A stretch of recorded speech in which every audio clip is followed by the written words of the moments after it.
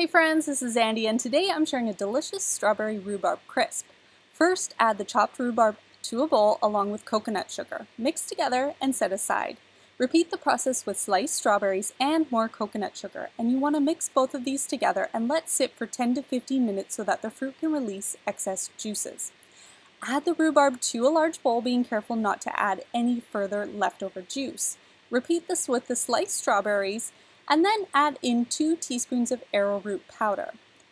Then you're going to take half of a lemon and freshly squeeze out all the juice and pour that lemon juice through a strainer into the bowl so that no seeds go along with it. Add vanilla and mix everything together. Pour the strawberry rhubarb mixture onto your baking dish and spread out into an even layer.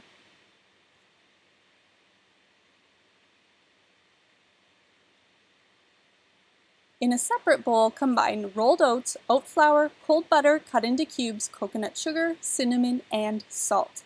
Mix together, then crumble the pieces of butter even further using a pastry cutter and your fingers.